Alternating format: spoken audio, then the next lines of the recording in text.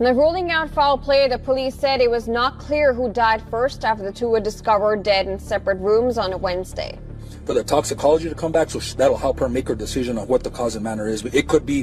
While the world was still mourning the loss of Gene Hackman, an unexpected and chilling event reignited a wave of unprecedented suspicion.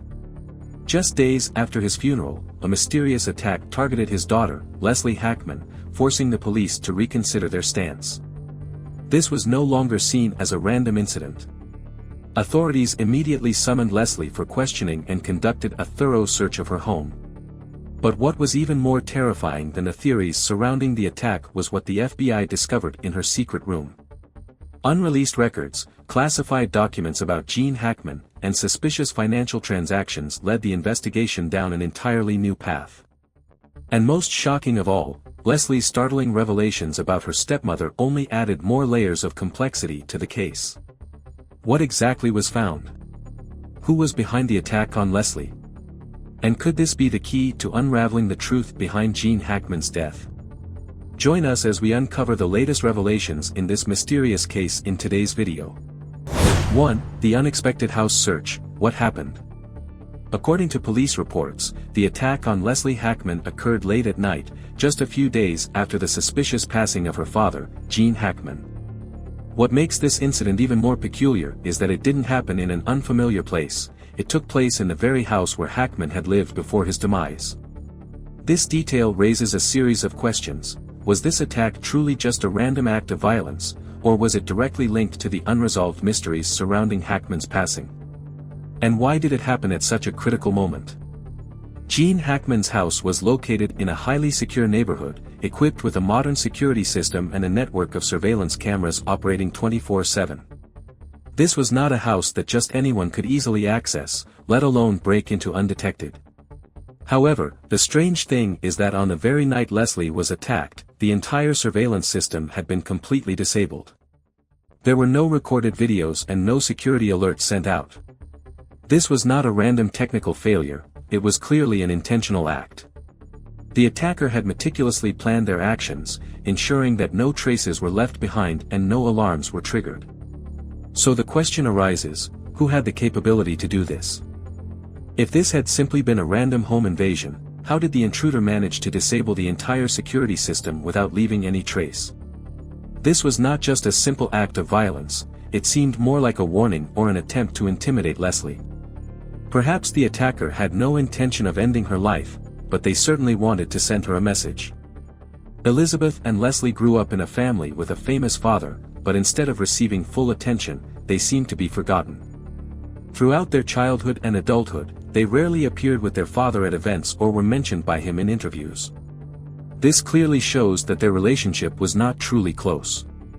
However, Hackman remained a mysterious figure to the public as he rarely spoke about his private life. Therefore, the level of connection between him and his children remains an unresolved question. They rarely appeared with their father at events or were mentioned by him in interviews. Thanks to her fierce resistance, Leslie managed to break free and scream, causing the attacker to flee. She quickly called the police, but by the time they arrived, the intruder had vanished without a trace. There were no footprints, no signs of forced entry. Everything was eerily quiet, as if nothing had ever happened. The police swiftly examined the scene but found nothing suspicious. Their initial assumption was that this could have been a failed burglary or an interrupted robbery attempt. Since there was no concrete evidence linking the attack to a larger conspiracy, the authorities decided to close the case as a random act of violence. They left, leaving Leslie in a state of extreme anxiety and uncertainty. But then, something unexpected happened. The next morning, while Leslie was still trying to recover from the nightmare of the previous night, the police unexpectedly returned and requested to search her house once more. This time, they weren't just conducting a routine security check, they seemed to have a more specific reason for their actions. The officers entered with a determined attitude. Though surprised and nervous, Leslie tried to remain calm. She knew that any sign of resistance could turn her into a suspect. Yet deep inside, she couldn't help but wonder, why had the police come back? What were they looking for?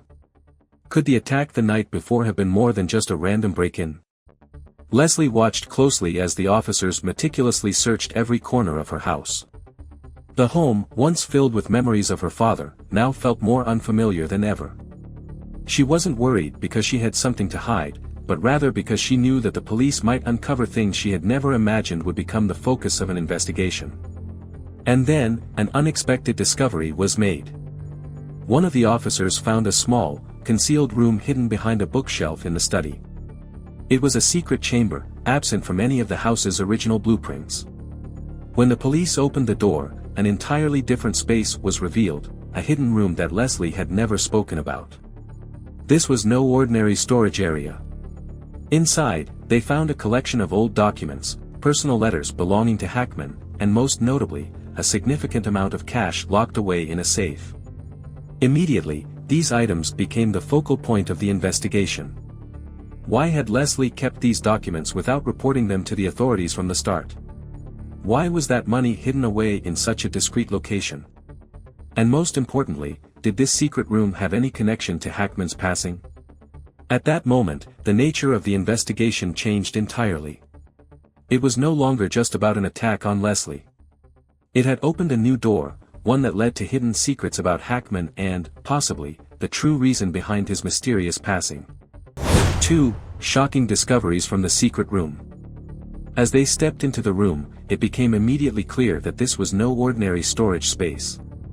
The first thing that caught the police's attention was the carefully preserved collection of old documents. These were not just financial papers or a will, they included personal notes, letters, and records related to Hackman's business dealings. Some documents detailed significant financial transactions in Hackman's final years. There were mysterious investments that even his financial advisors had never mentioned. More suspiciously, some funds appeared to have been transferred to unidentified accounts.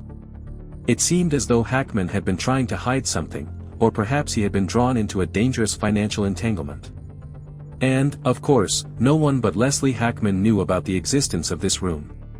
It was absent from any official house blueprints, and its entrance was ingeniously concealed behind a large bookshelf, accessible only through a hidden mechanism. This raised a major question: why did Leslie need a secret room like this? Was she trying to protect something, or was she hiding a deeper truth? Inside the room was an extensive archive related to her father.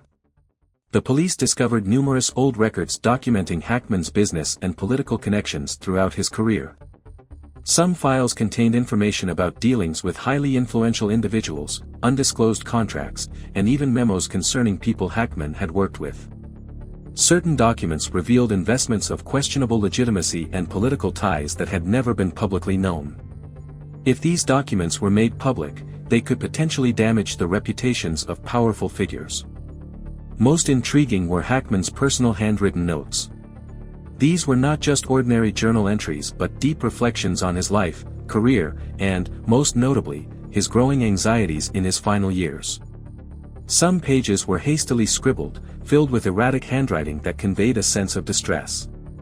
In these writings, Hackman appeared to express concerns about potential dangers, people he no longer trusted, and a growing fear that someone was watching him. Among these documents, the police found something that further complicated the situation: a stack of handwritten letters from Hackman to his daughter that he had never sent. These letters were not just fatherly expressions of love, they carried cryptic hints about his past. In one letter, Hackman wrote, "Leslie, I hope you never have to read these words. If you are, it means I am no longer here, and I fear that something has not gone according to plan. Do not trust everything you hear. Find the truth for yourself." Another letter referenced a mysterious individual whom Hackman did not name directly, but his wording raised serious questions. There are those who are not what they appear to be. Some people lurk in the shadows, waiting for the right moment to strike. I only hope you are wise enough to recognize who you can truly trust. Could these letters be connected to his passing? Did Hackman sense danger but was unable to speak openly for some reason? And if so, who was the person he was warning his daughter about? Alongside the critical documents, the police also discovered a small safe containing a large amount of cash. The sum totaled hundreds of thousands of dollars, a significant amount, especially considering it was not linked to any of Hackman's known bank accounts. Initially, authorities suspected this could be money tied to illicit activities. They explored the possibility that Hackman had been involved in an undisclosed financial deal or that the cash was part of a secret transaction meant for his daughter. However, after further investigation, they found that the money was entirely legal, with no signs of criminal activity. This raised an important question: why had Hackman kept such a large sum of cash in his home instead of depositing it in a bank? And why had Leslie kept it hidden rather than reporting it to the police from the beginning? If it was simply an inheritance, there would be no reason to conceal it. But if it was connected to something Hackman did not want anyone to know, did Leslie understand the true significance of this money, or was she merely safeguarding it without fully grasping its implications? Among the documents and hidden cash, police also found one more crucial piece of evidence: Leslie's personal notebook. This was not just a diary, it contained deeply personal reflections about her father, filled with emotions of regret and guilt. In the journal, Leslie wrote about her sorrow over not being there for her father in his final years. She felt that she had been too preoccupied with her own life to notice that her father needed her. The pages were filled with erratic handwriting, self-reproach, and unanswered questions. Most notable were her entries about Hackman's new wife. Leslie expressed deep suspicion that this woman might have had something to do with her father's passing. In one passage, she wrote, "My father was always a cautious man. But after she came into his life, he changed. He became distant, quieter. He no longer trusted the people he once considered close friends. Strange things happened that I could never explain. And then, suddenly, he was gone. I refuse to believe it was just an accident." These writings forced the police to reconsider their previous conclusions about Hackman's passing. Was it really just a coincidence, or had Leslie been trying to warn them about something she had realized long ago? With all these discoveries, the secret room, the unexplained cash, the cryptic letters, and Leslie's suspicions, the police began to seriously question the true cause behind Hackman's demise. The mystery surrounding the secret room, the hidden fortune, the cryptic messages, and his daughter's doubts all painted a complex picture, leading to an entirely new investigation. Had Hackman truly passed due to natural causes, or had someone orchestrated his death? And if so, who was behind it? The contradictions in Hackman's death. With a series of new discoveries from the secret room, the police could no longer dismiss the possibility that Gene Hackman's death was not just a natural passing. Although the official conclusion stated that he died of health-related causes, the documents, cash, and especially the letters he left for his daughter raised suspicions of a deliberate conspiracy behind this event. The indirect evidence might not be enough to reopen the case just yet. According to the initial investigation, Gene Hackman was believed to have died from a sudden heart attack at his private residence. Forensic doctors found no traces of poison or any external impact that could have caused his death. However, Leslie Hackman, his daughter, upon carefully reviewing the reports, discovered multiple contradictions. The first suspicious point was Hackman's health condition before his death. His medical records confirmed a history of heart disease, but it was never severe enough to cause sudden death. Hackman underwent regular health checkups, and his personal doctor confirmed that he showed no signs of serious danger before passing. If his heart condition had truly been critical enough to result in sudden death, there should have been warning signs. Yet, none of his closest acquaintances ever noticed any symptoms. No one heard him complain about his health. No one saw him experience shortness of breath, chest pain, or weakness. His death was too sudden, too perfect to be dismissed as a mere medical incident. The second point of suspicion was the time of death. Official records stated that Hackman passed away around 2 a.m. However, a key witness, his neighbor, reported that at 1:30 a.m., the lights in Hackman's house were still on, indicating that he was awake. If he had truly died from a sudden heart attack, why were there no signs of struggle? There were no unusual noises, no calls for help, and no indications that he had tried to contact anyone. A person experiencing a heart attack would typically show symptoms such as difficulty breathing, severe chest pain, or numbness in the limbs, yet no one saw Hackman exhibiting any of these signs. This raised a critical question: was he affected by an external factor that the forensic report overlooked? Did someone enter his room at that moment and cause his death without leaving a trace? Furthermore, in his final days, Hackman appeared anxious and unsettled. The letters he wrote to his daughter but never sent contained warnings, even mentioning people he could not trust. If Hackman truly sensed a threat, he was likely right, someone indeed wanted him gone. This suspicion deepened with other unusual details surrounding his death. Not only were there medical inconsistencies, but the circumstances surrounding Hackman's passing also raised many questions. Firstly, the police found no signs of forced entry into his home.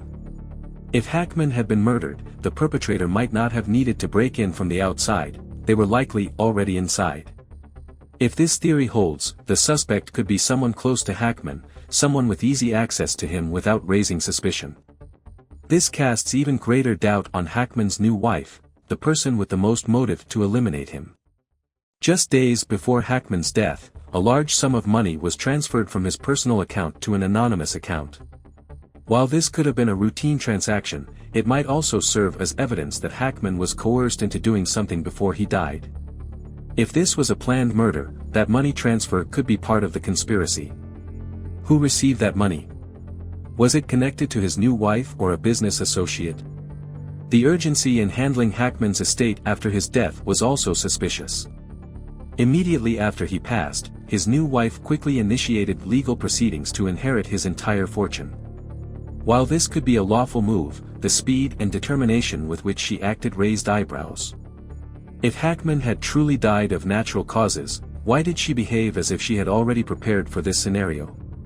Was she genuinely mourning her husband's death, or was this all just a well-orchestrated act to deceive everyone?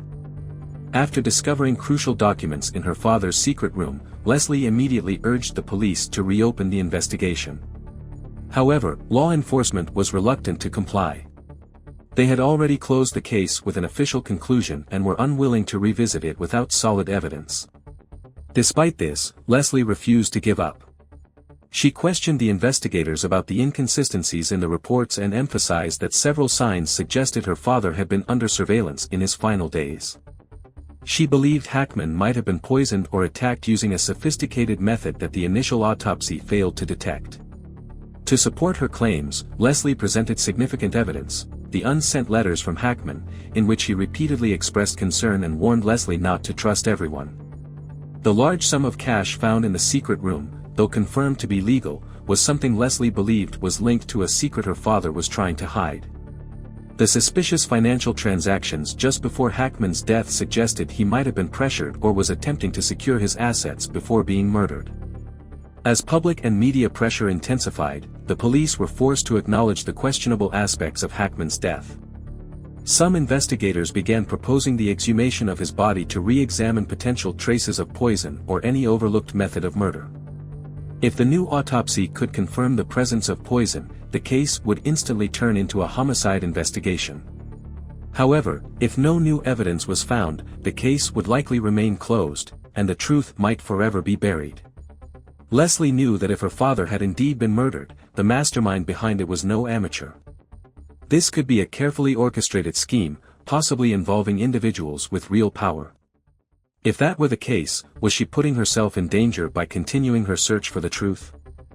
4. A clue from the stepmother. Under growing public pressure and the new evidence provided by Leslie, the police could no longer ignore the case. They were forced to reopen the investigation with a fresh perspective, this time focusing on the possibility that Gene Hackman's death was not a natural passing but a meticulously concealed murder. Although the initial official conclusion stated that Hackman had died due to health-related issues, the newly uncovered documents, suspicious amounts of cash, and never-before-seen letters raised a string of unavoidable questions. If there was truly a conspiracy behind his death, then who was the mastermind? Who had the strongest motive to eliminate Hackman? And would the truth ever come to light, or would it remain buried under the weight of power and money? The first point of investigation was the forensic report. If Hackman had been poisoned, there was a possibility that the toxin had broken down over time or that it was a highly sophisticated substance undetectable by standard examinations. Exhuming the body to recheck for traces of poison was under consideration, but it carried significant risks regarding the reliability of the evidence. Some forensic experts suggested that certain toxins could affect the cardiovascular system in a way that made a death appear as a natural heart attack, especially slow-acting poisons that mimic natural medical conditions. If this was indeed a premeditated murder, the perpetrator had calculated every detail to ensure that no trace was left behind. Beyond technical challenges, exhuming the body also posed legal and ethical dilemmas. The decision would not only affect the family but also potentially disturb influential parties who might oppose reopening the case. Without compelling evidence, law enforcement would face resistance from both the family and external forces seeking to keep the case closed. Alongside forensic analysis, investigators also began scrutinizing Hackman's financial transactions in the days leading up to his death. Documents found in Leslie's secret room indicated that Hackman had made several suspicious transfers, with a significant sum disappearing from his account just days before he passed. While this could have been a routine transaction, it might also indicate coerced asset transfers, or worse, an unsuccessful attempt by Hackman to buy his safety. If this was indeed a targeted killing, the money trail could be the key to uncovering the murderer's motive. The police now needed to determine where this money had gone, who received it, and whether it had any connection to Hackman's new wife. From the beginning, Leslie had harbored suspicions that her stepmother was far from innocent. She recalled how, after her mother, Hackman's first wife, passed away, her father had remained single for a long time, focusing on raising his children. That was until Betsy Arakawa entered his life. Not only did she change Hackman's life, but she also gradually distanced him from Leslie. Leslie revealed that much of her father's decision to leave Hollywood had been influenced by Betsy's manipulation. Without her interference, Hackman might never have retired so abruptly. Hackman had previously been married to Faye Maltese in 1956, a marriage that lasted for 30 years before ending in 1986. The couple had 3 children, but due to his demanding career, Hackman had not spent much time with his family, creating an irreparable emotional distance, especially in his later years. After the divorce, Hackman remarried Betsy, a classical pianist, and led an isolated life away from Hollywood. But was this truly his choice, or was it a calculated plan orchestrated by Betsy? After decades of fame, Hackman made a decision that shocked the entertainment world. He abandoned Hollywood, rejected public attention, and embraced an isolated life. A man who had captivated millions now chose a lifestyle devoid of media presence, no interviews, no red carpet appearances, and not even a single social media account. He settled in Santa Fe, New Mexico, a remote area with untouched nature, a dry climate, and a quiet existence that provided the perfect cover. But was this true freedom, or a carefully planned confinement? Within his $3.3 million home, Hackman nearly severed all connections with the outside world. He owned no mobile phone, had no email address, and even his longtime friends struggled to contact him directly. Any information from friends, relatives, or potential Hollywood collaborations had to pass through Betsy first. No one could reach Hackman without her approval. The police suspected that Betsy was not only shielding Hackman from the media but also controlling every aspect of his life. If this were true, then in his final years, Hackman had not been living on his own terms but rather as a pawn under his new wife's influence. This raised a crucial question: had Hackman willingly embraced isolation, or had he become a victim of sophisticated control? As the investigation deepened, the police uncovered that Betsy had multiple undisclosed financial investments, some of which hinted at ties to individuals suspected of money laundering. If these findings were legitimate, then Betsy was not just a suspicious figure in Hackman's case, she might also have been involved in illegal financial activities. While Betsy remained the prime suspect, the police could not overlook another chilling possibility: Hackman may have been killed because of the secrets he possessed. The documents in Leslie's secret room were not just personal memorabilia, they contained critical records related to high-stakes business deals that Hackman had been involved in. These were not just irrelevant files of a retired man but potentially damning evidence exposing powerful figures in the financial and corporate world. Some of Hackman's former associates had been involved in controversial lawsuits, with signs suggesting that Hackman had held on to sensitive information. If this was true, he was not just a key witness, he was a direct threat to individuals who desperately needed to keep their secrets buried. Suspicious financial transactions, hidden investments, and corporate manipulations. If Hackman had knowledge of such activities, he might have become a target. The question now was, did someone perceive Hackman as a threat and decide to silence him permanently? If he was murdered, was it purely for personal motives, or had he unknowingly, or knowingly, stumbled upon something too dangerous? The police's expansion of the investigation indicated that they were beginning to seriously consider these possibilities. They were now reviewing Hackman's past relationships, particularly those who had financial disputes with him or whose interests were jeopardized by the information he possessed. A list of former business partners was compiled, and any one of them could have had the motive to eliminate Hackman if he truly held evidence capable of destroying careers or financial empires. As the case grew more complex, Leslie realized that the discoveries in her father's secret room not only brought her closer to the truth but also placed her in immense danger. If Hackman's death had indeed been an orchestrated murder, then those behind it were still watching, and possibly plotting to silence her. The previous attack on her might not have been an isolated incident but a warning, a desperate attempt to keep her quiet before she could expose the truth. She might be the only person left who knew the secrets her father had hidden during his final years, and that made her the next target. The police's decision to reopen the case drew significant public attention, temporarily providing Leslie with some level of safety. But that did not mean the threats had disappeared. Those involved in this conspiracy might go to any lengths to protect their secrets, even if it meant targeting Leslie again. With the investigation now following two main directions, one focusing on Hackman's wife and the financial motives behind a potential murder, and the other delving into his past business dealings, Leslie understood that either path could lead to powerful forces determined to keep the truth buried. 5. Unanswered mysteries.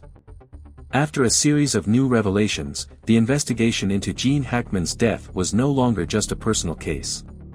The suspicions surrounding his new wife, his mysterious business dealings, and the secrets hidden in Leslie's secret room had transformed this case into a labyrinth of conspiracies and deceit. But would the truth ever be uncovered, or would it remain buried forever under the weight of power and influence? The evidence gathered so far suggested that Hackman's death was far from a mere coincidence. Even with the police reopening the investigation, one thing was clear: this was not a case that could be easily closed. The truth about Hackman's death was not just a legal question but a battle between those seeking justice and those willing to do anything to hide it. With all the evidence collected, the police were now focusing on two main suspects. The first was a former business associate of Hackman, a figure who may have had the motive to silence him permanently. The documents found in Leslie's secret room contained extensive details about Hackman's past dealings, including records of suspicious financial transactions, undisclosed investments, and even evidence that could endanger several powerful individuals. Was Hackman killed not for personal reasons, but because he knew too much? If so, the mastermind behind this crime could be far more influential than Leslie or the police had imagined. Some of Hackman's former associates had been implicated in large-scale financial lawsuits and money laundering operations. If Hackman had held on to documents that could expose these activities, could someone have decided that he had to be eliminated before the truth came to light? A particularly significant clue was the anonymous phone call made from his new wife's number on the night Hackman died. Could she have been the mastermind, or was she just a pawn in a much larger scheme? Another suspect could not be ignored: the individual who attacked Leslie. The assault happened immediately after she discovered the documents in her father's secret room, making it highly unlikely that this was a mere coincidence. If someone targeted her right as she was investigating Hackman's death, it could have been a warning, a message to stop before it was too late. Even more concerning was how the attacker operated. He had disabled the entire security system of Leslie's home, suggesting that he was not a random intruder but a professional who had likely been watching her for some time. The question remained: why did he leave instead of killing her?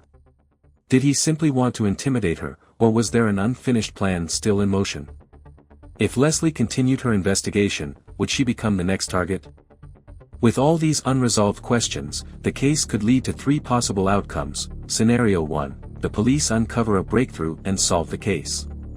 If the police were able to find decisive evidence, such as forensic proof of a sophisticated poison or a concealed murder method, they could bring charges against the mastermind. The new wife or another involved party could be prosecuted, and justice would be served. A new witness might even come forward with critical information about what truly happened on the night of Hackman's death. If this happened, Leslie would finally achieve justice for her father. However, another question would arise: would she be safe, Or would she face new enemies she never expected? Powerful people do not allow their secrets to be exposed easily, and if Leslie kept pursuing the truth, she could become the next target. Scenario 2, the case is forgotten. If no further evidence surfaced, the police could close the case, sticking to their original conclusion that Hackman had died of natural causes. His new wife would continue living without prosecution, though forever shadowed by the suspicions surrounding her husband's death. Leslie might never truly know what happened to her father and would have to accept that some truths would remain hidden forever. She would be forced to live with unanswered questions, unable to push further without solid evidence. Scenario 3, a more powerful force steps in to cover up the truth. If Hackman was killed because he knew too much, then this might not have been a simple financial crime but part of a larger power struggle. If that were the case, anyone who dug deeper, including Leslie and the police, could be threatened or even eliminated.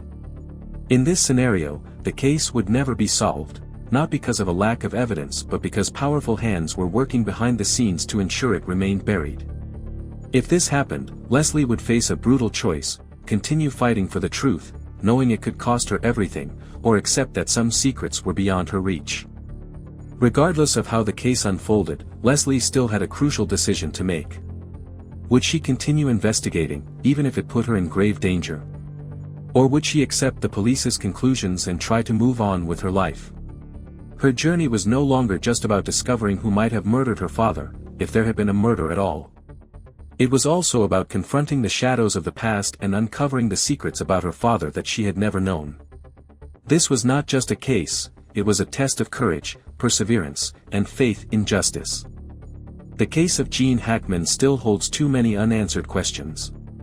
The secrets he left behind, the shadowy figures from his past, and the suspicious signs surrounding his death all suggest that this is no ordinary case. But will the truth ever come to light? If this is truly a murder, who will be exposed? If it is merely a series of strange coincidences, can Leslie ever find peace? And most importantly, is someone still hiding something? With everything that has happened, this story might not be over. New secrets may be uncovered, a key figure might step forward and change the course of the case, or perhaps, like many other mysteries, the truth will remain buried forever. But one thing is certain: Leslie will not stop, and justice, if it exists, will be revealed sooner or later. Leave your thoughts in the comments below, and don't forget to like, share, and subscribe to stay updated with the latest developments.